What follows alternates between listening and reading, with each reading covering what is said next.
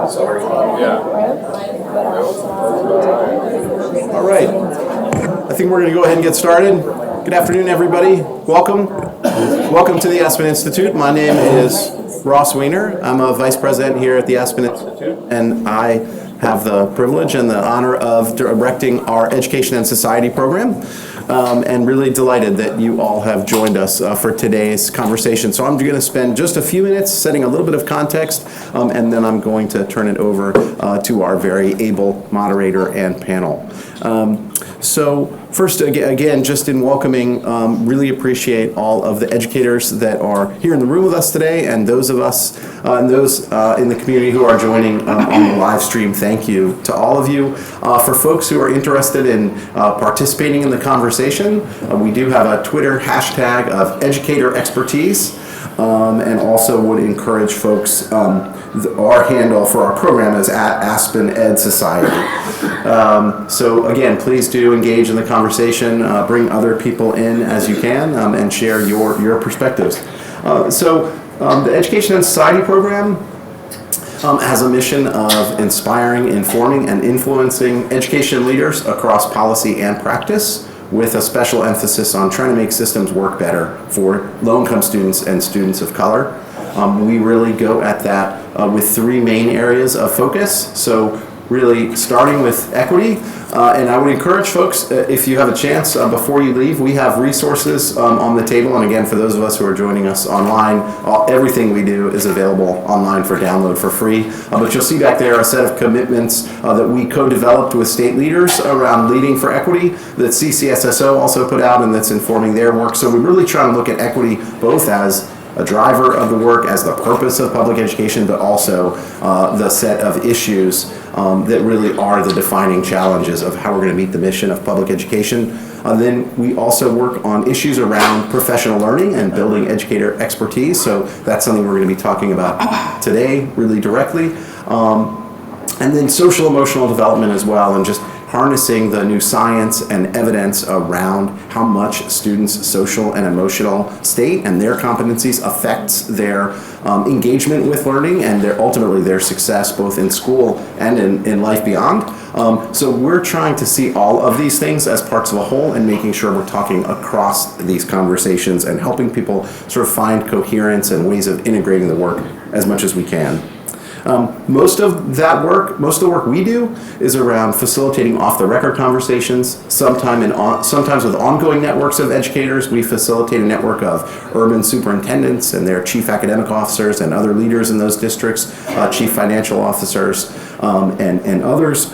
And then we also do ad hoc convening, so I'll talk in just a minute about actually one that's going on today. And one of the things that our role as a convener lets us do is sort of sometimes see across and see issues that are popping up in different contexts, and to try and distill that into some patterns and trends and recommendations that can help other folks that are coming into that work. And so that's really what led to the paper that we're going to talk about today, Practice What You Teach, which is really a distillation of some things that, as we looked across and saw really promising work, it seemed like there was an opportunity to draw some of this together, put some examples on the table, and help people maybe start on second base in this work. And I'm delighted you'll hear from and get introduced to Sue Pimentel in just a few minutes, my co-author. So delighted she could be here with us today. Thanks, Sue, for making it to Absolutely. DC. So the paper, Practice What You Teach, that you all have a copy of, or again, for those of you online, feel free to download it. In some ways, it's deceptively simple, right? We need to combine the what that teachers are engaging in, the curriculum that they're using with their students, with the how of professional learning, how they're getting better. And too often, the way we've set up systems and experts and specialists, those end up in different offices with different timelines, different budgets, different vocabularies, and they end up having to be reconciled at the school or even at the classroom level. We need to create context where we're constantly engaging teachers in how are you going to get great educating and engaging your students with the materials that you're using. We need to do, I think, less of sessions on generic strategies and more on, okay, how are you going to take these materials and adapt for the students in your classroom? So not generically what's helpful to English learners, but how can we adapt these materials for the English learners in your classroom next week? And how are we going to know if that's working as a community, and then how are we going to double back and keep getting better all the time? I want to briefly describe 4 empirical and research-based assertions that really grounded the work on this paper. So one is that we're already making massive investments in teacher professional learning. And we've certainly seen across districts in this country a greater investment over the years, and in particular, a greater investment in protecting the time, in creating structures that are really focused on teacher professional learning. So that's a huge investment and a huge resource and an opportunity, but we also know that in way too many instances right now, teachers don't see that work as valuable enough, as directly applicable to the work they're doing in their classrooms with students. So that's one. We're already making a big investment in teacher professional learning. Second, the research that's been coming out over the last several years is really documenting very clearly that curriculum and instructional materials make a big difference, and that higher quality, more rigorous, more engaging materials, students learn a lot more in classrooms using those materials than they do in classrooms that are using lower quality materials. That makes sense, but the research is coming in very compelling, very clear ways on that point. And I think we're seeing a lot of new curriculum, in part because of new college and career ready standards, and that process finally making its way through. We're seeing lots of new curriculum materials come on the market, and I think we need to keep focusing on those curriculum choices make a big difference. Third point is that teaching expertise is the most critical in-school factor that controls how much students are going to learn. So we are not going to be better for students than their teachers are. So we really have to focus on building educator expertise. And the last is we need to understand how adults learn, right? They learn best in collegial environments where their experiences, their knowledge are treated as assets to be built on. And so, again, combining professional learning with the actual instructional materials that teachers are using is a critical strategy for supporting teachers and for building their expertise. It ensures that that professional learning is relevant and applied. It reflects the intellectual lift that teachers need to engage in. This work, especially with the higher aspirations we've set in college and career ready standards, this is deeply intellectually challenging work. We have to respect that. We have to give teachers not just the time, but the context and the structures and the cultures in which they can thrive in doing that work. And I would say just a couple of last things, and then I will turn it over. I think one, it creates a context for addressing equity and the sort of personalization and differentiation that we're really hoping is going to happen in the classrooms. So it takes a lot to get this right. We need to attend to the culture of school, to building social capital within the profession among teachers, and for the social and emotional competencies that teachers need to develop in order to engage in this kind of vulnerable, authentic learning with their colleagues. And so my last point before I turn this over, I want to underscore, I think combining professional learning and instructional materials is a critically important positive step, but I also want to emphasize it is not a silver bullet. It is not the thing that's going to solve our challenge. And so I just want to mention, we're working today, right, starting actually yesterday evening and working all through today with a group of distinguished educators from around the country to help us kick the tires on some thinking about how do we see the whole system that it's going to take to support teachers in being great for their students.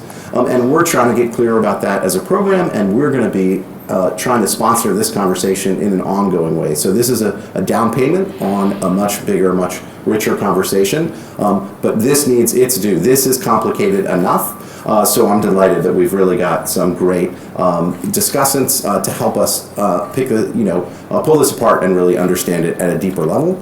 So now I'm going to turn it over to Matt Barnum. He is an education journalist. He started his work, or he previously worked at Educators for Excellence, a teacher-formed organization that's really engaged in elevating teacher voices in conversations around policy and the future of the profession.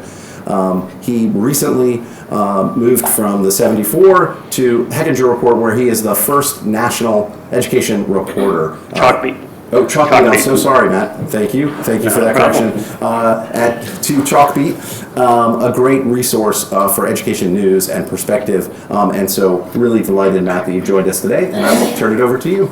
Great. Thanks, Ross. Thanks for having me. And I'm really excited for this great conversation with great panelists. Hi to those of you on the live stream. Hi to those of you out here. So we're going to have a lively conversation. We'll have about 45 minutes to an hour of my questions. I'll turn it over to all of you all to take questions.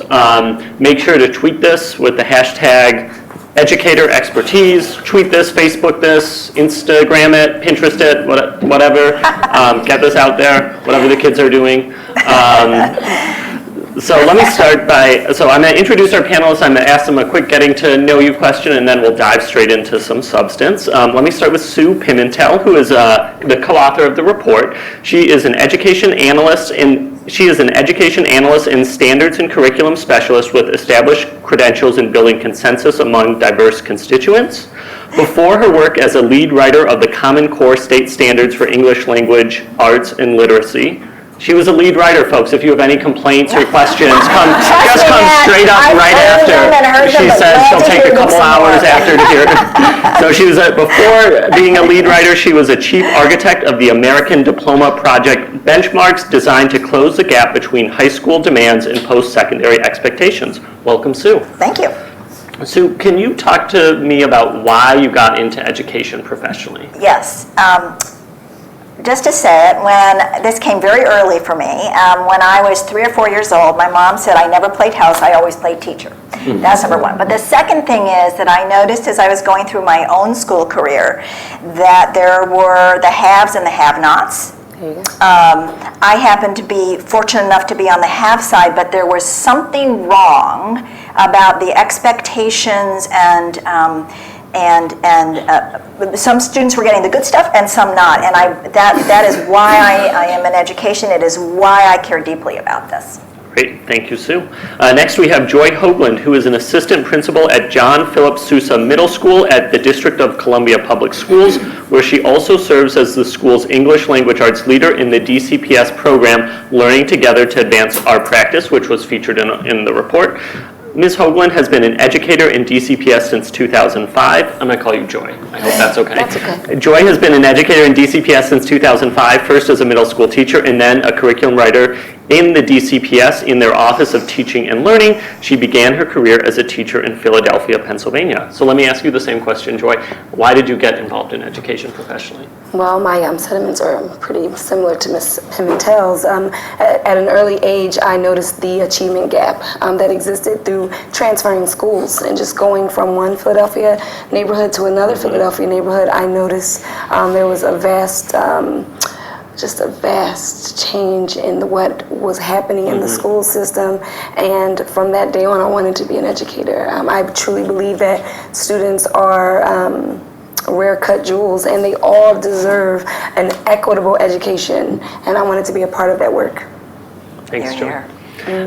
Next we have Maggie Lazaga Flister, who teaches 4th grade math and science and middle school Spanish, so you're wearing a lot of hats, at Thomas Jefferson Elementary/Middle School in Baltimore.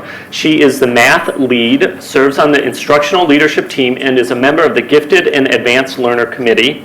Busy person. She also serves as a math professional development facilitator and curriculum writer for the Baltimore City Public Schools. Thanks for joining us, Maggie. And how did you decide to become an educator? So I'm actually a career change, and I actually was a developmental psychologist, the applied developmental psychologist, and the applied was education. And in learning how students were learning and how students can grow and how all students can learn, I actually started leaning towards, I think I wanted to do this in practice, and then became certified as a teacher and went right to Baltimore City, where I knew those were the kids I really wanted to help, and been a teacher at Baltimore City since. Great, thanks for joining us. And then lastly, we have Lillian Lowry, who leads Education Trust's ambitious agenda to focus national attention on inequities in public education, as well as the actions necessary to close gaps in opportunity and raise achievement.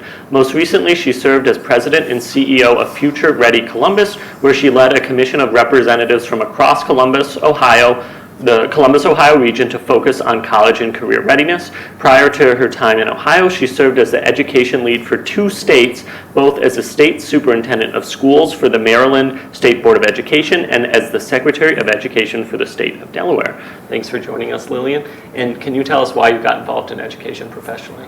Yes, I come from a hard-working blue-collar family who promoted education as a must in our home. And I was fortunate to have amazing teachers. I love to read, but I was going to be an attorney for some reason. And then I had Miss Holloway as my 10th grade English teacher, who, when she taught Shakespeare, came in dressed in character every day, had us up out of the seats, interacting, and I said, that's what I want to do. I want to be a high school English teacher and give back the way teachers had given to me. And it was an exciting opportunity to learn once I decided that from the teachers that I had subsequent to that. And did you dress as Shakespeare characters Absolutely. as well? And I did it for my students when I taught high school English. Yes. Well, we have a really awesome distinguished panel, and we have, what I think is great is we have the views of some policymakers and some policy implementers. So I'm excited to explore that. Let me start with you, Sue. Can you talk about the impetus of the report? And in your ideal world, how do you see schools changing in response to it? Like, how will their lives as assistant principals or as teachers be different if they implement what you want them to do in the report? Okay, so first of all, I just want to say that for a long time, curriculum has seemed to be siloed over here, and instructional practice siloed over there, even in my own brain. And it's really taken teachers and some innovative district folks and state folks to school me, essentially. Teachers saying, I'm spending a lot of time, you see this in survey after survey, tons of time trying to find high-quality materials. One, they don't think they're getting it from where they are, and they're spending tons of their time on that, as opposed to how are they going to implement it. And so there's inequities that happen then, which we heard Ross talk about. And so teachers saying, wait a minute, give me some good materials. And at Student Achievement Partners, where I'm a founding partner, we had a curriculum over here, high quality curriculum that we were working on with publishers and others, districts to help choose. And we had instructional practice over here. And as we moved along, teachers again said to us, we need to put an observation tool together that is content focused and that marries the two. And then there are, in the report, which I really think is the highlight of the report and the anchor of the report, is District of Columbia and what they're doing, Louisiana from a state perspective, and West Virginia with the teaching lab, showing us what it means when teachers take charge of their own learning in many ways, assisted with, as you've just said, assistant principals and principals and so on and so forth, that one, are providing the content expertise, providing the time that they need, allowing teachers to help drive it. So there's a change, I think, that needs to happen. And Ross also talked about the culture, I think, that needs to change as well. So to me, it's kind of a duh. Why wasn't I thinking about this before? Why wasn't I helping others do this before? So now this is all what I'm about. Great. Let me turn to you, Joy, because you're in a school in a district that's exemplar, and I want to know how it's going. Now, if it were just you and me as a reporter, I'd say, now, what's your honest opinion off the record? Now, I can't say it's off the record because we're on the live stream and everyone's in here, but what's your honest opinion, Joy, on the record? Oh, no pressure at all. And how has it changed from what DCPS did before? Yeah. Okay, so this year was our first year implementing LEAP, and I will say that it is amazing to marry our content with our professional learning. Our teachers now feel as though their time is not being wasted any longer. They come, so basically we have a setup where there are 90-minute seminars, 15-minute observations, and then 45-minute debriefing coaching sessions, if you will. And it's methodical, it's thought out, we have the seminars are given to the LEAP leaders for us to plan for our teachers, and it's connected to the content. And with that, our teachers have just totally bought in to the process. And going into the classrooms, we see tremendous growth with our teachers. I also have noticed, so we also changed our impact, our teacher evaluation guide, if you will, to align our LEAP process, and the teachers love it because I'm going in a non-evaluative role to observe them, and then as their assistant principal, I have to go in and observe them and evaluate them. And since I'm coaching them and growing them, I can see what they're doing and what they need, and then I go in and evaluate them, and their scores soar because they're listening, they're buying in to the program. So I would say we've had an awesome turnout with LEAP this year in our ELA department. I will say that. Do you have any other follow-up questions? Well, maybe down the line, yeah. Okay. But let me get Maggie in the conversation. Sure. So you're a teacher in Baltimore. To what extent is your professional development currently aligned with instructional materials and curriculum, if at all? Yes, I would actually say that now we are definitely heading in that direction strongly. Traditionally, it was not, and it was honestly for teachers, they always would joke over being professionally developed, and they never saw the merit in it, they never got anything out of it.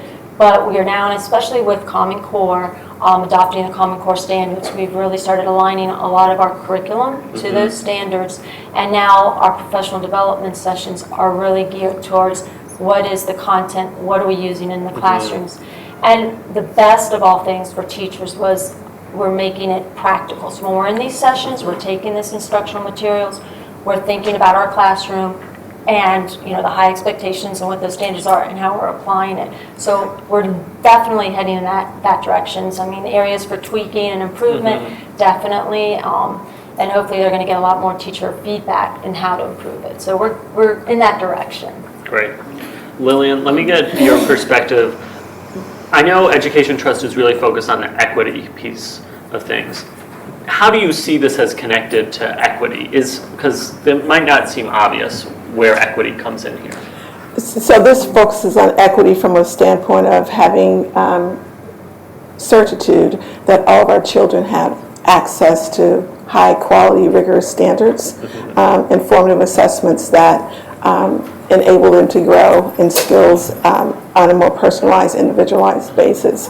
So what we're looking at around resource equity is how many of our underserved children really do have access to high quality teachers and standards and assessment that will ensure that they're college and career ready. So one of the things we tend to do with our children who have gaps is the drill and kill. So we do this rote learning over and over again, and ultimately they're never exposed to deeper learning, the higher order thinking skills, the mindset of exploration on their own. And if this is a skill that they need, their teachers need to be equipped to do that. And so we're looking to see that as we scan the ecosystem around who's implementing this work well, like Louisiana, DC Public Schools, and West Virginia, how do we at Education Trust illuminate that, tell that story, and provide additional research to support such professional development models? Gotcha. So it seems like folks on the panel, we agree on high quality professional development connected to instructional materials is important, and we agree that that's an important piece of equity. Let me see if I can spice things up a little bit. What are some of the challenges to implementing the recommendations in the report specifically, or implementing changes in professional development and professional learning more broadly? So I'll open it up to anyone who wants to jump in.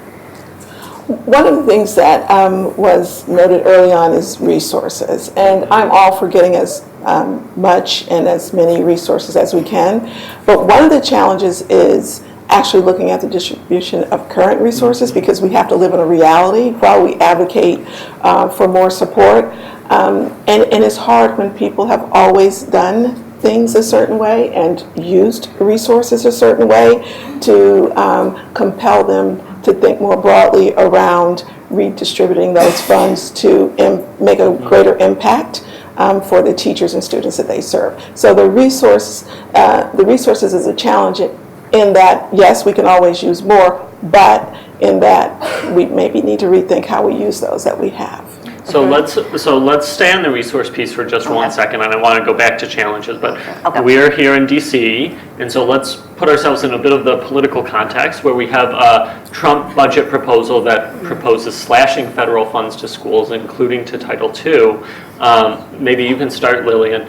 I know Education Trust has a strong position on that. Do you think the cuts will make it harder to have high-quality professional development for teachers? So what the Title II dollars in particular do is offer the opportunity to implement a model like DCPS, where we can bring in experts from the field to actually work with district and school leaders to develop cogent, resource-rich, and learning opportunities for those to build capacity within schools and districts. It's not going to happen overnight.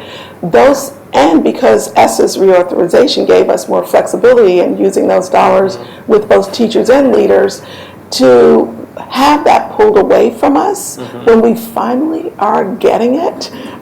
When I say getting it, getting better understanding of the professional development learning models that we need in order for adult learning to thrive and help students be more successful, would be detrimental and a huge step backwards. So instead, as we talk about using the current resources, we certainly don't want to work from a deficit model where what we've had is being taken away.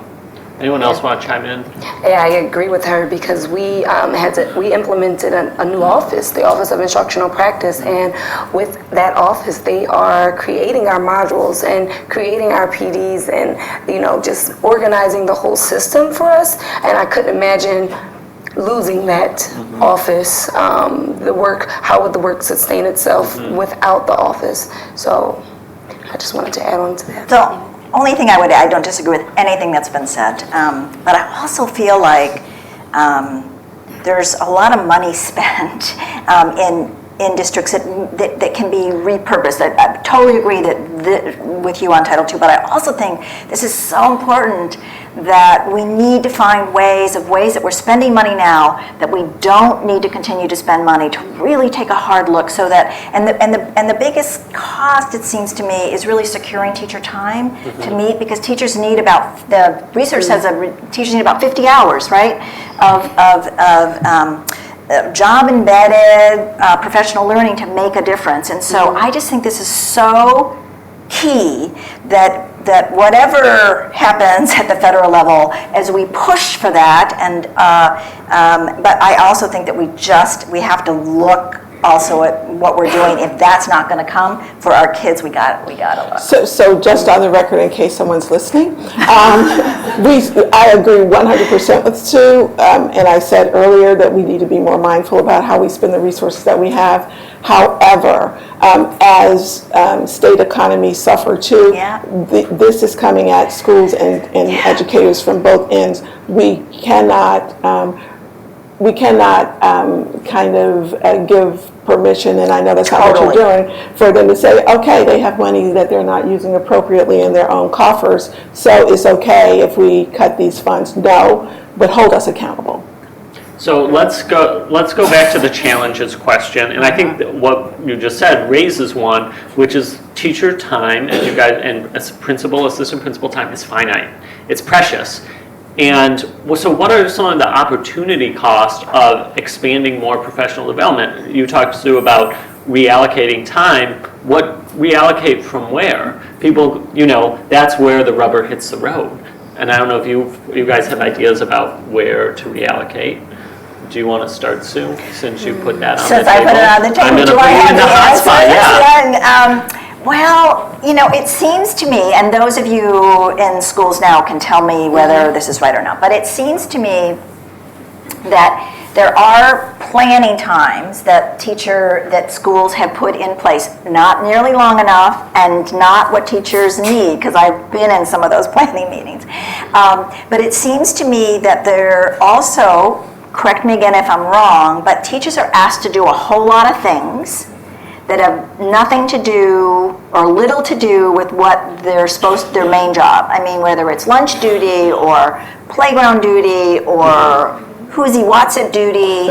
And if we could take that time that they have for that and say, no, what your job is and what we want to invest in is your work in the classroom. But correct me if I'm wrong. Correct her if she's wrong, or tell her if she's right. Well, I will say that at Tucson, our staff is pretty blessed. Our teachers don't have duty, so they don't have duty. We use our morning times, our collaborative planning time, to incorporate our LEAP meetings, and anything extra, we pay them admin pay. We pay them $34 an hour to stay after school or to come into the summer to plan for summer planning.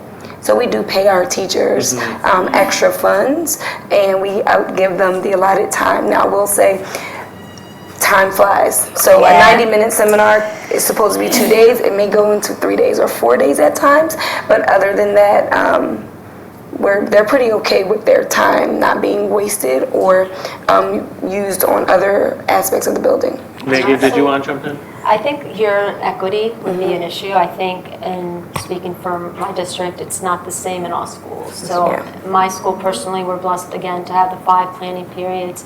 We don't have extra duties, but that's not to say that that is across all the schools. And I could say that some of the most neediest schools don't have the 5 days of planning. They might have 3, and that's if they can get it. They don't have to go and sit in IEP meetings, which is during our planning times. So yes and no. It definitely is not equitable, and it's not the same across all schools. So let's talk about, are there any other challenges that we just want to put on the table to implementing this? I don't know if you had one you wanted to. I do. Okay, great. Because it takes a high quality aligned curriculum on which to base the professional learning. And if you don't have that, then you might as well not spend the time. And just to say it, a lot of procurement policies need to be revamped. I know in DC you found ways to be creative, and it just seems to me that if I were in a district or a school, that I would look towards whether it was Louisiana or Ed Reports, which has already spent a lot of time on what's aligned or not, and then I would take the 4 or 5 ones that they say are aligned or the best aligned, and I'd make I narrow my procurement process around that, because if you don't have high quality instructional materials for teachers, then the professional learning, you can't build on it. And just to add, and I always believe teacher input on that as well. I mean, I think sometimes districts think they're procuring the best, but when presented to teachers, it doesn't make sense. Why are we using this? This is not helpful. And I think hopefully there's now, as you've seen more and more teacher feedback, where teachers playing a role in some of those decisions, but not always the case, or has been the case. Right, and just to say on that, I totally agree with that. And I also think that one of the things we have to be watchful of, having been part of some procurement process, is that if I'm a teacher and I've been using a particular set of materials, it's easier for me, because I know it better and whatever else it is, to decide to want to choose that, or there are goodies that the publishers are providing. And so I just think that there's maybe there's a little bit of a push-pull part here, where the district or district folks can look at what is considered to be high quality by others, and you can read their reports, and then teachers can make their choices around that rather than leave it all open. And another challenge is how we help through all of these processes our teachers actually be able to use data to make decisions. We take for granted, because we have all these data available, that this is a skill that is ready as they walk in the door. But as we go more to competency-based learning, and we look more to equity for all of our children, especially our underserved children, personalized learning and customized learning becomes very important if we're going to make up time that children have lost. So we really do need to be really mindful in working with teacher preparation programs and what those look like, so that we are it is a continuous learning opportunity once they're in our schools, rather than a deer in headlight walking in saying, what just happened to me and what's going on. So the higher ed community is going to be a huge partner in helping, number one, build the instructional coaches and other school leaders that can help lead these seminars for teachers in schools, but they need to do that with a lens of evidence-based learning, which is the curriculum, the high performing and high quality opportunities in classrooms for teachers to practice their work, and that's something they need to be comfortable with doing when they walk in the door, to the greatest extent possible. It's not going to happen until one is actually in the environment doing the work, but the But don't just throw them the keys and say experience should not be, when they walk in here, Right. are all these new things that you didn't learn in your methods So maybe course. that's the next report. Practice what Yes. you teach for higher ed teacher training, teacher That's prep right. programs. Yes. Wow. Yeah. Moving your on. Okay, let's do it. Let me put a couple other challenges on the table. So one is the unique challenges for different types of teachers. When I was a teacher, I was a middle school language arts teacher, and there were, I taught in middle school. There were 6th and 7th grade language arts teachers. There was a fellow 8th grade language arts teacher. So when we talked about curriculum, I had other people to talk to. But when the specials teachers talked about curriculum, they were all lumped together. The gym, the art, music teachers, as if they had things to, I don't know what they even talked about. So when we talk about that challenge, I don't know, Maggie, if you want to start being a Spanish teacher, and how do you get, I don't know if there are other Spanish teachers at your school, how do you get professionally developed on that, if at all? Our district does offer some of those. However, because I'm a math and science, whenever I do my professional development, I lean towards those. But in terms of those special resources, they do have their own professional development meetings that they go to. But I know in school sometimes, in our own private, we really don't necessarily incorporate them in instruction, which I think we probably could and should, but they're kind of do their own thing. Yeah.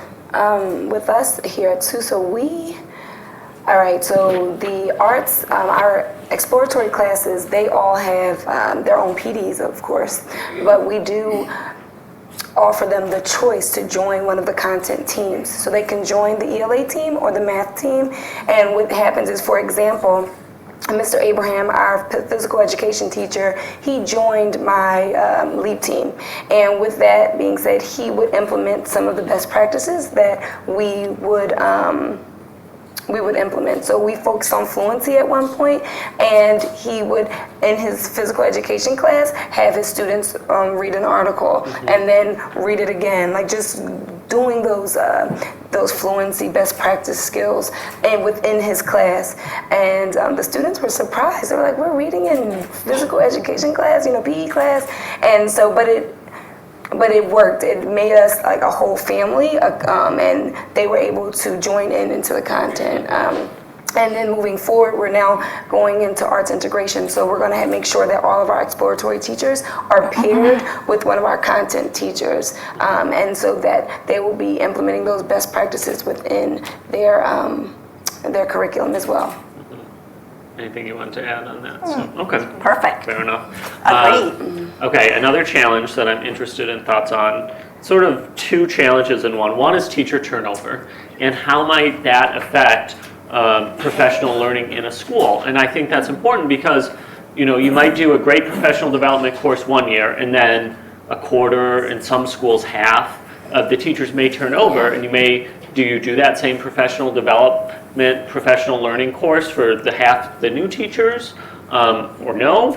And then similarly, if you're having a lot of teacher turnover, you're also probably going to have a lot of new and novice teachers. And for me, when I was a first-year teacher, my top priority was not curriculum. It was more keeping my head above water, classroom management, staying alive. So that may not feel as relevant to a first-year teacher.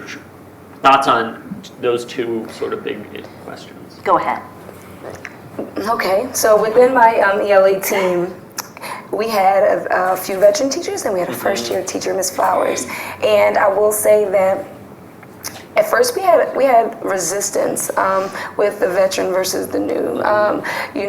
The veteran teachers were more closed off, and my first year teacher was very open and receptive to the whole class, to the seminars. So through the professional development, I noticed there became a healthy competition because we are very, very transparent and vulnerable within our meetings. We share stories, and they noticed that the novice teacher was growing. She was growing so much, and we were praising her. People were coming into her classroom, and the veteran teachers started to more so buy in and open up to the process of LEAP.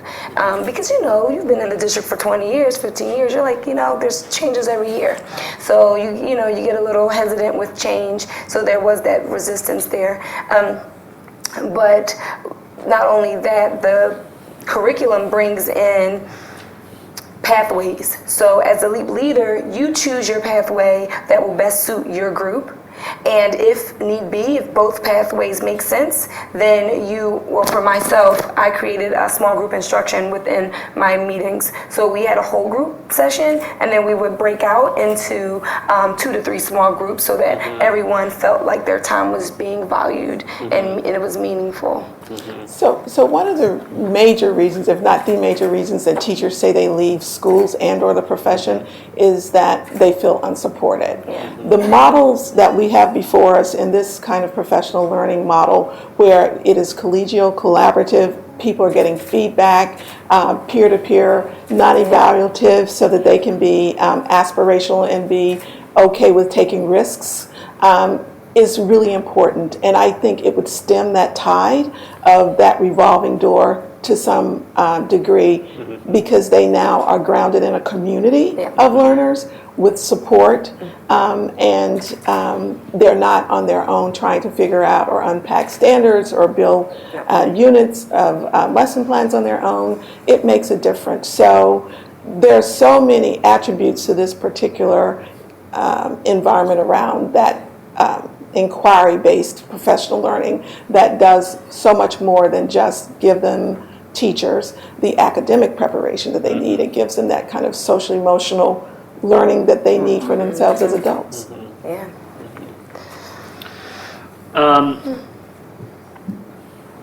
Sorry, I have a lot of questions. Are there unique challenges for rural schools in implementing this model? And if so, what are they? How can we address them? I can imagine that there are, in that you might only have one teacher in English language arts in a grade, or maybe even within a 50-mile radius. Within a 50-mile radius. So there a lot of times when we talk about professional learning, we're talking about when DCPS does was sort of like content alike, and to the extent of possible grade alike, or within a grade span alike, and and of course it depends even here, probably in the district, how many in a school, how many. So I think that's a challenge. I also think that it can be overcome. Yeah. Now maybe 50 miles away but you could hook up with another school, maybe even hook up with another school virtually. And I know, like in the teaching lab, which is in the paper, which is about West Virginia teachers who came from different schools. They didn't have enough teachers within to work together, but they did sort of form at least content-alike groups and then some grade span-alike groups. So I think there are some challenges, but I think, just as Lingen said, they need a community as much as anyone else, and maybe even more because they're more isolated. So I think there are ways to do it. Yeah, I agree. I definitely agree with virtually. Here in the district, we have 4 quarterly meetings where all of our 6th grade, for example, all of our 6th grade teachers meet throughout the district, and the meetings are very diverse. So we'll have one school from Upper Northwest meeting with the school from Southeast, and they come together, they share student work, they share curriculum. So that definitely helps bridge that gap, and I would even challenge us as a district to move even forward into creating Google groups or Google communities where all the 2nd grade teachers can actually interact with each other more often. We do have Canvas is our platform, where there's a 2nd grade community, a 3rd grade community, and they're building onto it now so that the teachers can actually send messages to one another within that community. So we're working on that, but the quarterly meetings definitely work for the teachers when they come together and discuss the curriculum. Similar in Baltimore City, we do a lot of those PLCs where we're, for example, I'm at school, there's only one fourth grade math teacher, myself, so being able to coordinate and meet with other fourth grade teachers. And virtually too, I think what we're trying to do is videotaping the teachings. Terrific. And seeing each other and using that, because we may not be able to get to the classroom, but at least we can see it on, using technology. So let me ask a slightly provocative question, which is that, does any of this actually matter that much? And the reason I say this is because, everyone in education, I think, will say that professional development is important for teachers and professional growth is important. But, anecdotally, you hear teachers complaining about professional development, the quality of it frequently. And from a research perspective, there's not a ton of very strong research showing that professional development works or is effective. So someone might argue, look, stop wasting all this time on professional development, use all the money, and we spend a good amount of money as an education system on professional development, use this money on other things like teacher salary, extended learning time, smaller class sizes. So what do you say to that argument? Well, I think I think the reasons why teachers are right to complain about it is because it's separated from what they're actually asked to do. So if you gave me professional learning that was about getting better at what I'm asked to teach, and I'm allowed, as Lillian said, how important it is to have it not just be me by myself in my classroom, but to be able to learn from and teach others, we haven't done that. So teachers have been yelling about that. So, and I also feel like there's an equity issue here. There's an equity argument here that is so important that it's not just what I'm going to teach to my kids or what I think they're up to. It really is saying, no, all students get to learn the good stuff. And the way we get to that is there's another teacher across the hall who's having great success with the same students. And what is he or she doing that I'm not doing that I want to do? Because I believe that all teachers do want to serve their kids. So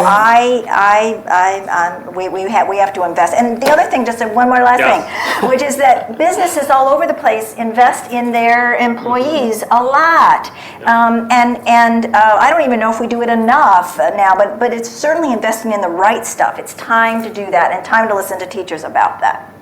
And when we look at data results from teachers who have participated in the inquiry-based model, we see that student outcomes soar. That's right. They really, when it's tied to context and content, it makes a difference. So I'll be trite for a moment and say, the definition of insanity is to do what we've always done and expect a different result. We have to do something different in how we support our teachers and our school leaders in supporting children. Yes, it's necessary, because if not, we continue to do what we've always done, and 10 years from now, we'll still be having this conversation. And working in the district, I worked in central office for 2 years, and I was able to go and visit all the schools. And then I noticed there was such a difference. It was a huge difference. I would go from one second grade class to another second grade class and see a vast difference between the two. And so then when our previous chancellor, and the Office of Teaching and Learning came up with Cornerstones. Our Cornerstone assignments were assignments that would provide equity. They were from every single school would have this project-based learning activity that they would complete, and based on the same rigorous text, the writing, everything was the same, the rubric was the same. So you can go into one school one school here versus school A and school B, and you would see the same projects happening, and that student work from the end result would come to the quarterly meeting. So it's needed in so many more ways than one, because it's breaking down, it's creating an equitable experience for our students across the district, and the supplies came. So wow, they ordered the same supplies for every single school, and every student was exposed to the same curriculum, the same activities, and it's breaking that down and allowing teachers to create a community amongst the district instead of teachers staying in their classrooms and doing their own thing. So yes, it's very much so needed. So related to sticking on the why teachers complain about PD point, is it about the content of the PD, which I think is a focus of this report largely, or the type and structure. The complaints I tend to hear are about the type and structure, that it's just a consultant coming in for one shot. And the things that I hear teachers sort of like, and there's some research base for, is like an individualized coaching model. So maybe the answer is both, but I'm interested in thoughts. I mean, definitely. What I was speaking earlier, they used to joke about being professionally developed, and they weren't taking it serious until we started changing the way we were administering professional development. And we were having our teacher leaders teaching the teachers, and so they can be more practical, and we're in the real world with them. We're feeling what they're feeling. We can, justify what we're doing with them, and they feel like they're taking on more of an ownership role and really making it real. So they're taking something and going back to the schools, whereas in the past when you had the consultant, they didn't feel connected. So there's that connection piece and that piece that they are actually going to follow through with what they're doing or what they're learning. And we find in most cases that our most vulnerable children end up with our most inexperienced teachers. And if there is not some model where the veteran teachers and or the professional developers, be it in school, and if we don't have the capacity within a district or school, we need to say that, which is why we need Title II funds, so that we can bring in outside capacity to help teachers in peer groups support each other. Our children don't have a wasted year is not a year we can give back to them. So we need to support their teachers so that they can support them. Exactly. So is one way of marrying both the structure of PD and the content of PD is thinking about like who is coaching teachers? When I was a teacher, I had a coach, but it was a person who was an assistant principal who used to be a school counselor, who was a great person, but not necessarily equipped to help me with 8th grade English language arts. Yeah. Yes. Which has been a part of the frustration, by the way, Yes. to answer your earlier question. But that's also a challenge. It is. Which, Right. if you have a calculus teacher in rural West Virginia, who's going to be that teacher's coach? Will there be another calculus teacher?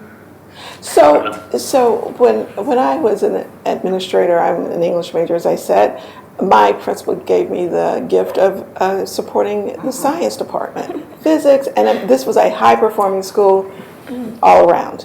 And I was scared to death. What I would do every time I walked into my classroom to observe one of those teachers, I would take my department chair with me. I would look at the pedagogy, and she would look at the content. So there was a content expert with us. So even though that's a lone teacher out in rural America, he or she can still have salient conversations with their peers about these are some of the things I'm struggling with, because they may not be able to help him with the content, but they can certainly help him with the context of how we support students. Man, I would say that content expertise is critical here. And I think it can be built. That's number one. And I think DC's doing a lot with that, by the way. And I also think that sometimes we bypass teachers in the school, perhaps yourself included, who could have helped other teachers, which is really what I hear Lillian saying as well, is that, so content expertise, if we're saying content is important and teachers are telling us, help me with what, I want to get better at teaching the content, even if I'm really good at it already. There's always room for improvement, or always some kids that are being left behind. The content expertise in developing that becomes really critical. And I know in DC you've spent time on that. Yes, we have given, there's an exam that you have to take in order to be placed in our coaching pool, as well as our assistant principal pool, the leader pool. Like, you have to take an ELA exam and you have to take a math exam to show that you are, that you qualify to teach others. And as well as during your interviews, you have to actually coach a teacher, go through the coaching process. So that's also new as well. That's what we rolled out, 2 years ago, I believe, to ensure that we reached that gap of, because we didn't capacity. We needed to build our capacity. So in order to build that capacity, we created that exam and put that in place. And it's working, because now we have experts, if you will, in the field, and we have instructional leaders. We have principals who know instruction and not just know how to manage adults.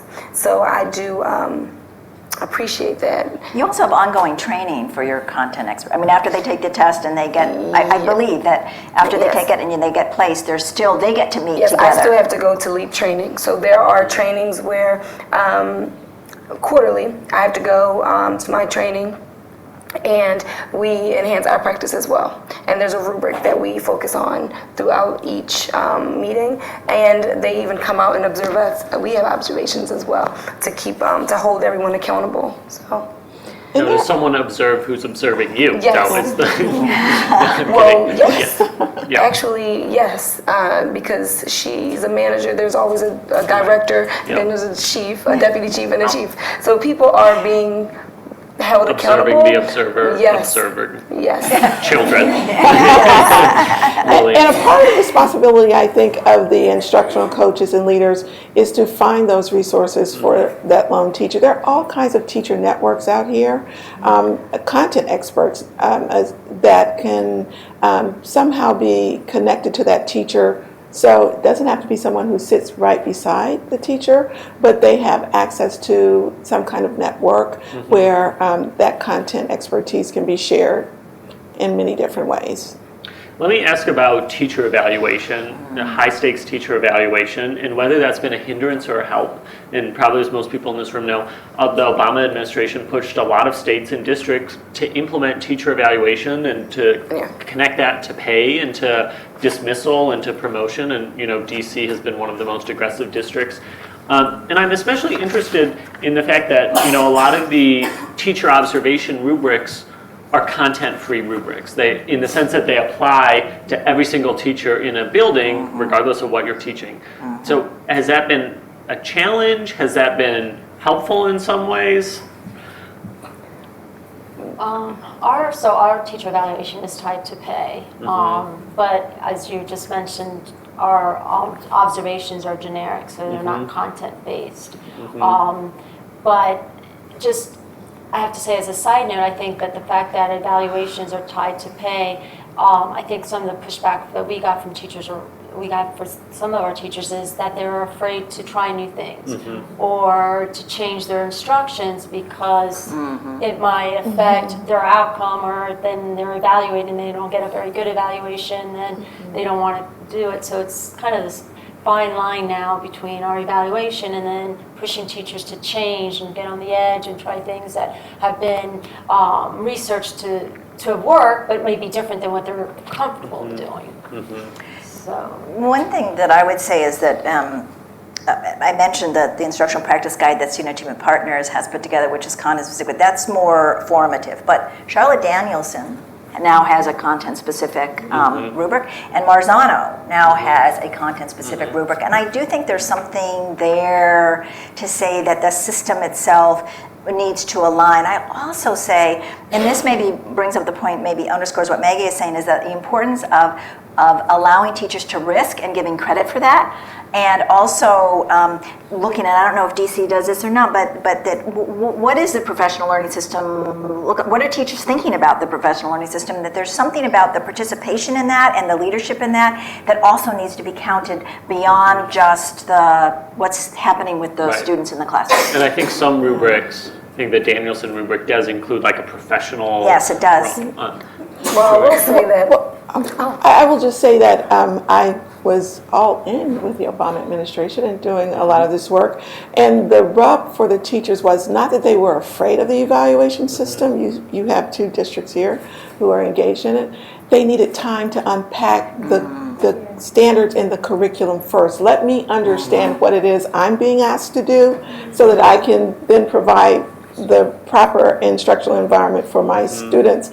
Let me get some data back based on these standards and curricula before I'm held accountable. So I think while both were well-intentioned, it was probably the convergence at once that really caused the stir around evaluation. Because and that relates to an external, I'm sorry to No, interrupt, but that's that good. relates to an external challenge, the transition to Common Core, and then states that are changing their standardized tests. Right. So states are That's flipping right. back and That's forth to right. PARC and then back to the state That's right. test. And so that, That's so right. then some folks will say, well, when will you, we've had all these moratoriums on the high stakes, because we're transitioning, but when does the rubber really meet the road? So, and that's just an external challenge. That is.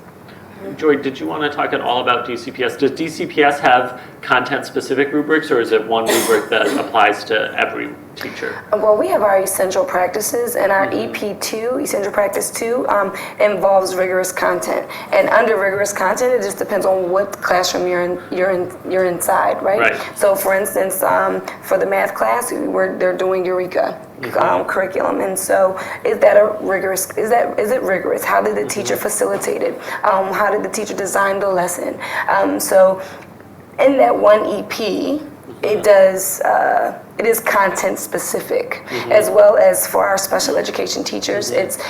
They give explicit directions. For example, for close reading is in there. Was the close read explicit? Did they ask open-ended questions? So yeah, it's pretty much content related under one of the EPs, and the other one surrounding it is all about student learning and the culture of your class. EP3, for instance, is referenced around, skillful design and facilitation. Are the students owning their own learning? So, yeah. Gotcha. Okay, I'm going to have one more question, and I'd love to throw it open, so think about your questions, and also pay attention while they're talking too. Sorry, teacher and me. So one line in the report that I liked and was intriguing to me was, I think it was, culture will always trump structure. And I imagine that resonated with a lot of teachers in thinking that a building's culture is always going to be more important, and leadership is always going to be more important than the precise structure of professional development. So, I mean, this is sort of $1 million question, but like, what do you do about that? What policies can we put in place to make this, professional development more likely to be a help in culture? What other policies can we put in place to ensure and support schools in having strong cultures? We all know there's no silver bullets here, but what are your 3 silver bullets? Do you want to start, Sue? Okay, I'll start. I'm going to make you start. Okay, let me start. So, and I think it says culture eats structure for lunch. Okay, Is what it culture says. eats structure. I'll get that right. And we heard For breakfast. And we heard breakfast, right? Exactly. So, just to say it, I think it's really important. Just a couple of things. One, to be very explicit out loud. That teachers, this isn't being done to teachers, but with teachers, and that they need to be there to drive it, and that needs to show up in terms of leadership positions, both in the school and in the professional learning. What are the goals? What are we working on? What are we doing? And that this is the work of teachers, because I think so oftentimes teachers have been made to feel like they're not professional if they aren't trying to develop their own curriculum or to do their own, as opposed to to get better at that. And the other thing is to make sure that we're touching base with them, that those that are involved in the professional are saying, well, is this working? Because the last thing we want to do is go through a couple of years of this, and then the teachers say, well, this didn't work at all, and like this is as bad as those one-shot deal things. So I think that's really important, and then also to measure, if you will, as I said, as part of the system, saying it's really important here to measure how well that professional learning system is working, both for kids, but also for teachers, and to really make that part of the measurement system to say culture matters here. Yeah, I would say knowing the why, knowing the how and the what, infused with being transparent, building authentic relationships, and having your teachers just know that you were there too, and knowing how to go back and forth, knowing how to, as an administrator or professional learning designer, whomever, knowing to always put yourself in the teacher's shoes, letting them know that I've been there with you, and I am with you. I'm side by side, and I'm not pointing at you. So, and one thing I think that DC has done, just to say it, is that, and we heard Joy say a little bit of this, is made themselves vulnerable themselves. So they actually go in and teach classes and get feedback based on that. That makes a huge difference. So it's not that I think I know everything and therefore I'm going to decide, but really making yourself vulnerable is part of that. And I would agree. I mean, just anecdotally from what I've heard from other schools and other teachers, is administration really sets that tone when they are, as you're saying, are vulnerable, and they are praising teachers, putting teachers in that leadership role, listening to what they're saying, following through, makes such a difference. And there are schools where that's not happening, and so that culture just definitely isn't there. So I just feel that personally that it really starts, well, a major part is with the administration at that school. So all we have to system. do is attract and retain good administrators. That's right. the key. Because But that's the million-dollar question it's a about big how to thing. do that. And there's Yeah. high teacher turnover, not just among Relationships. teachers, but among principals as well. I mean, we get lost in forgetting that the teachers are the content experts, Yeah. or should be. So it's when we bring them in, we don't go develop. This is where we've gotten in trouble. I've been guilty of it in my experience too, where we go develop these wonderful plans of actions, and we take it to the teachers and say, give us your feedback on this, and not much changes. They've got to be, their voice has got to be at the table from the incipient stages of anything that we do, because they're the ones who are implementing in the classroom with the kids. And DCPS is one of your, does DCPS survey teachers about principals and assistant principals, and is that part of your evaluation? And do you want it to be? Okay, so yes, we have an insight survey that our teachers, they evaluate the school, and I will say LEAP rated highest on our on our insight survey. Our teachers absolutely loved it. And it's anonymous. They get to tell the truth and how they feel.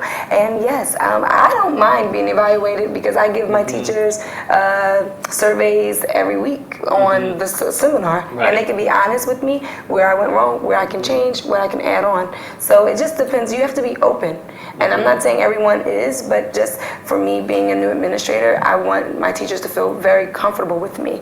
And so, yes, you can evaluate me, I evaluate you. And So- is that part of your high stakes evaluation, the feedback from teachers? Like, is that a % of your evaluation?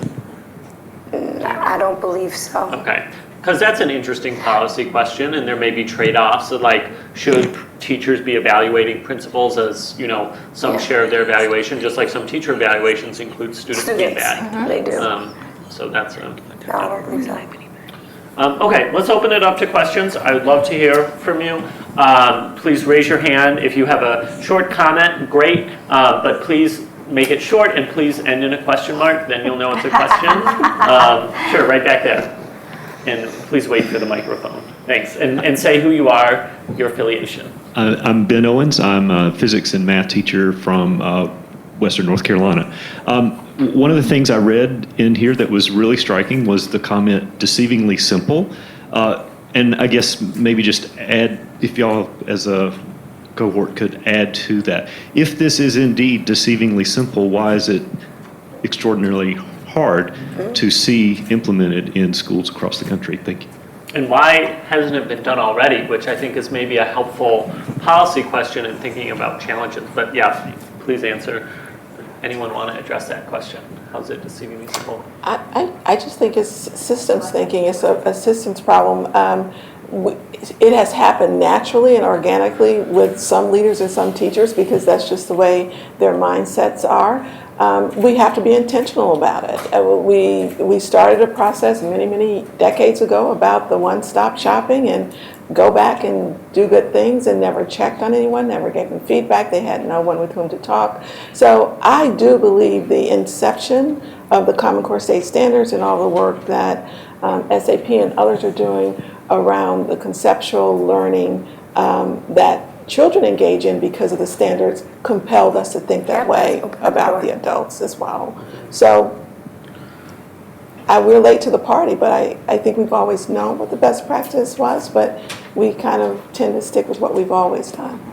It's a lot of work involved. I think we have great intentions, we have these great plans, we write them on papers, we're going to do all these wonderful workshops and PDs, collaborative team meetings, have it down, but She's talking about you, Sue. You wrote that, But, really, it's hard. It's work for schools to follow up and check themselves. Did we do this, and this that we wrote down that looked so nice and was so thoughtful?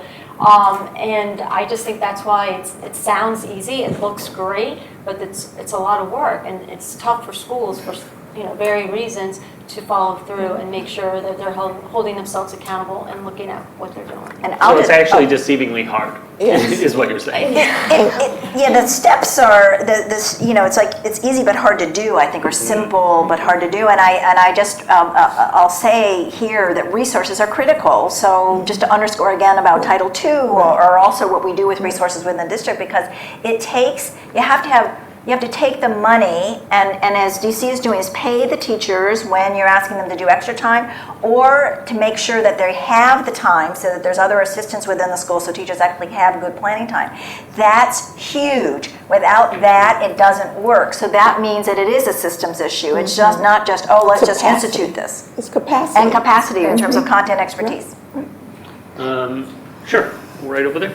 Yes, I wanted to know. Let's wait, just wait for the microphone and make sure to identify yourself. Thanks. Edwina Magana, LA Unified School District. I would like to know, how do we assure the nature and the tensions of the policy that it doesn't become absorbed with the people that are doing the developing, as I heard, and of the modules and the coaches that are here that are being hired? How do we assure that it doesn't go from teachers being connected to the policy? Teachers at the school sites. Well, one thing I will say is the district, they had to close down offices, and people had lost their jobs in order for us to put in and build the capacity. They had to cut out multiple offices in order to make it happen. So the money just didn't fall out the sky. They prioritized what was needed, and they knew that building the capacity of our teachers to build the capacity of our students was the high priority. So specific jobs that weren't needed were cut. Every office had to cut multiple people. So people lost their jobs, and honestly were highly encouraged to go back to the schools. And so the way it worked actually worked out great, because all of the people that were cut went back into the schools, and the money that was taken away was added into professional learning to build the capacity for the teachers. Okay, next question. Yeah, right up front here. Good afternoon. My name is Maya Daughtery, and I'm the Director of Literacy for Achieve. Actually, I have two questions, one for the whole panel and one for Joyce. My first question is one of scalability. You all talked about professional learning models where teachers respond well, or ones where they're one-on-one or a very small group. How scalable are models of professional learning which require or are built on very small independent group settings? And my second question is for Joyce. You discussed Cornerstone activities as a part of DCPS and how they provide equity for students in terms of the materials. I understand how those sort of activities provide equity on the front end, ensuring all students have access to the same caliber of high quality materials. How did DCPS ensure equity on the back end, and looking at making sure all activities were evaluated and graded in the same way, looking for high excellence for all students? Yes. Two really good questions. Let's start with the first question about the scalability, because I think that raises a really important question. I would just simply say, if we do this well and build professional learning communities within schools, we're building capacity, so it becomes a little more organic in schools. It becomes the way of life. As Maggie said, it's hard, but if we start with a coalition of the willing and people learn about the support that is peer-to-peer, more so than someone else coming in dictating to them, having professional developers make sure that all of the training that they do is done well, so that they actually are implementing things that are effective. I think it's a funding question. Again, how do we redistribute our resources, our existing resources, to shift the mindset of what we do and how we do it every day? Just to piggyback, and just in when you're out of professional development, another thing we've been trying is doing as we do in class, and we differentiate for our students. We need to differentiate for adult learners. So within a whole setting, you still can break off, and you still have your one-on-ones, you still have your small group, you still have those high achievers that maybe need to go a step further, and those that might need, extra, help with the content. So just actually treating that as we would do in our own classroom. Yeah. Just to add to that, Louisiana has scaled it. So it comes in from a different place because they're at the state level, right? But they have actually seeded this with their teachers, and their motto, I may not get the exact words right, but they made the best thing to do, the easiest thing for teachers to do. And they really relied on teacher leaders and built a teacher leader force that could come together from around the state, taught them, and then when they realized, I mean, I think they now have like 90%, they can choose whatever curriculum and districts, but 90% have now chosen the high quality aligned curriculum, and they are going back and then putting together their own professional learning systems. And so I do think partly in part of your question, and it can be different in different places, is that what that looks like in one district in Louisiana may look different, a little bit different, but that some of the elements are the same. Okay, the Cornerstone question. So what happens is before the teachers even embark on the Cornerstone, the PD happens first for every Cornerstone. So the PD happens, and then they are then put in the shoes of the student, and they are given they then create the Cornerstone themselves, share lesson plans, create the lesson plans for it. Now, I will say that most of the lesson plans are already created, but they're there to then scaffold. And how are they going to implement the Cornerstone within their classrooms? So they're pretty much prepped and prepared, and even given the supplies, either sent to their school, or the supplies, if they can carry it home, is already at the PD site. So they're geared up and ready to go. So that Monday, they can then start. So the PDs are on Fridays. That Monday, they're ready to go for their Cornerstone activity. Let's take another question. Good afternoon. Thank you all for your time. This has been very informative. My name is Carla Jones. I am from Chicago Public Schools. 2 questions. How do you see teachers being empowered in this professional system? And then where is teacher choice as a professional with this particular system? So I see those as 2 very similar and interrelated questions. So let's try to maybe take both those questions at once. I mean, I think, as I was saying earlier, just empowering within a school, administrators enabling those expert teachers to take, more of a role in teaching the teachers, but also professional development.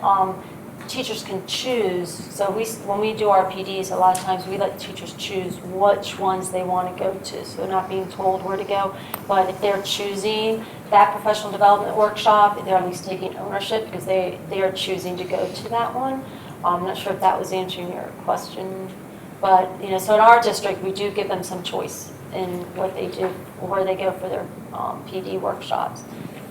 One thing that I've heard is really critical in this is that yes, we need a high quality curriculum that teachers can, that we provide for teachers, that teachers have, but they also need some flexibility to struggle with it, to adapt it to their students, not adapt it in a way that lowers it down, okay, but adapts it in a way that keeps equity high in the mind, but how do I provide my students access to this curriculum? And allowing teachers to weigh in on that, to do that seems to be a really critical part of both ownership and also making the curriculum so it works for all kinds of students. Let me offer one comment myself, since I'm like a research nerd. There was a recent study that's cited in the report from Kirbo Jackson of Northwestern that shows just giving teachers curriculum, just saying, here's this curriculum, and here are some supports online, take it or leave it, we're not going to evaluate you on it, here it is. They found that itself improves student achievement. And so it suggests that it doesn't have to be a top-down, you must do this approach. You can simply give it to teachers, and if you build it, they will come in some cases, apparently. And that's kind of Louisiana's story, I think, and one of the things they asked teachers to do with this high-quality curriculum is asked a group of them to actually go and to volunteer to go and teach it, and they became convinced from there that it was the right thing, and then it spiraled from there. Did you want to add anything, Lillian? No. Okay. I would just like to give from the paper West Virginia the same thing. I mean, that was started by a group of teachers, and it also grew. That's right. So. Next question. There are two mics or one mic? Okay. So one thing that you started to touch on towards the end of the conversation was the role of administrators. And I think in many instances, one of the best ways to get at supporting teachers is to support principals and other school leaders. We know that strong principals and school leaders will attract, recruit, keep good teachers, take good teachers to great, take developing teachers to good. We also know that school leaders in a lot of ways can serve as a buffer between all sorts of state, federal, district policies and the school building itself, and in particular, equity. Inequitable access, we know, to effective teaching and resources is oftentimes as much, if not more of a problem within school as it is across schools. So, twofold. I guess the first question is kind of for Susan, since you're here Let's try on to the just spot. keep it to one, just because we have a few more questions. So. Okay. Well, You have to I know decide I now allowed- which yeah. you want. so I have one 2-part question. So, We're only going to answer one of it. with these recommendations here, I'm wondering why principals didn't come through louder, and B, how do we support principals? Because I don't know that you can apply just these exact same approaches, and principals are often so much, even more isolated than teachers are, in who's supervising them and who's evaluating them. How do we take this the next step to also handle professional learning for principals? Okay, so I think maybe it doesn't come as loud, although I will say that we give 3 examples, one from the state perspective, one from the district perspective, and one from teachers sort of organically doing it. I think one of the reasons why teachers are at the center, it has to do with a lot of what we've been saying, which is they haven't been at the center before, and they needed to drive a lot of this. Having said that, there is one of the recommendations there about the importance of the system and the importance of principals in that, and I would say, and Joy, can she add something to this? But Yes.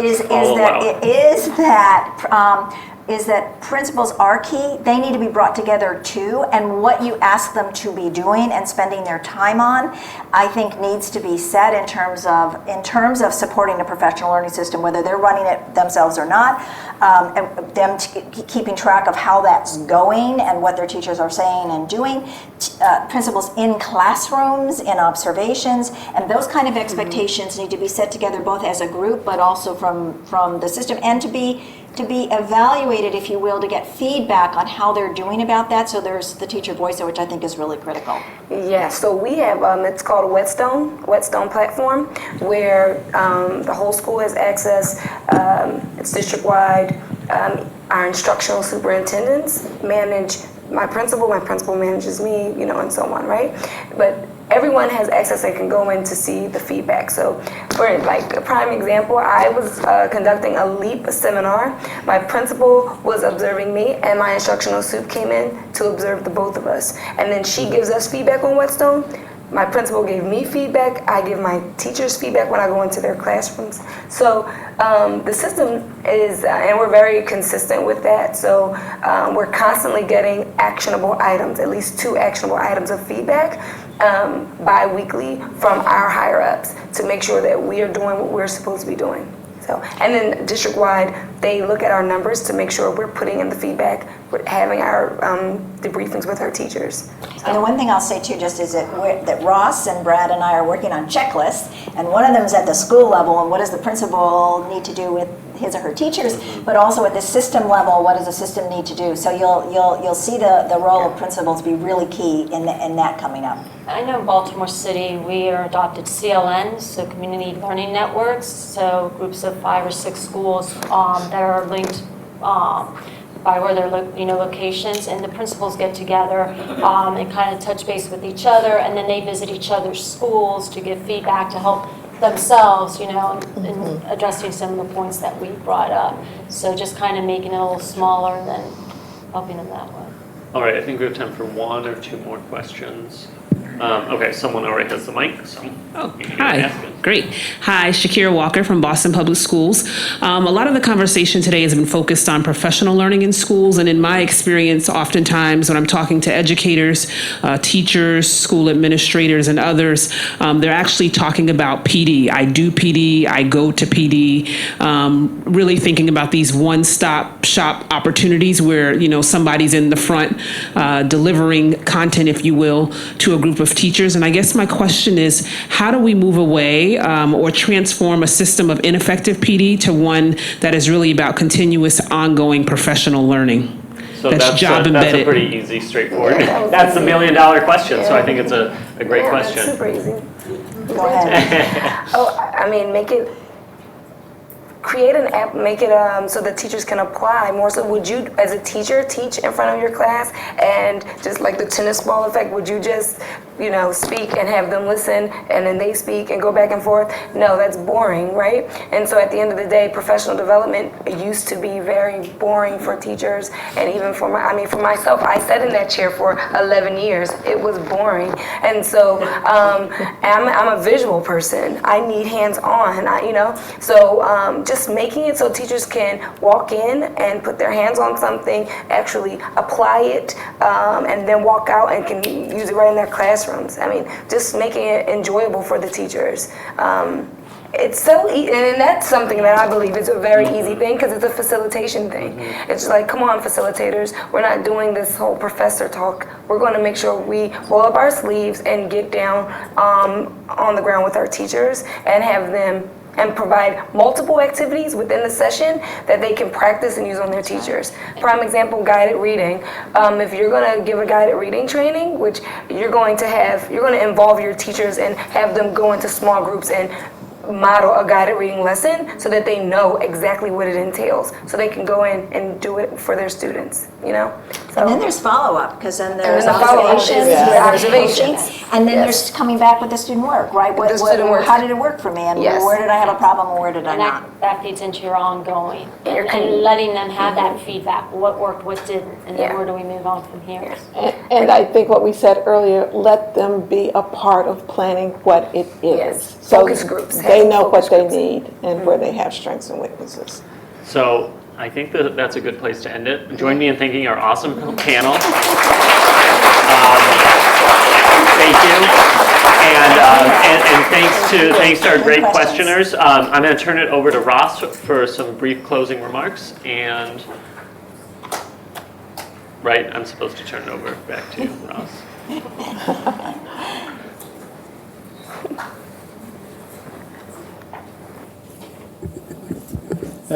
So I will just join Matt in thanking all of you who asked questions, the panelists, and thank you, Matt, for joining us as well from Chalkbeat.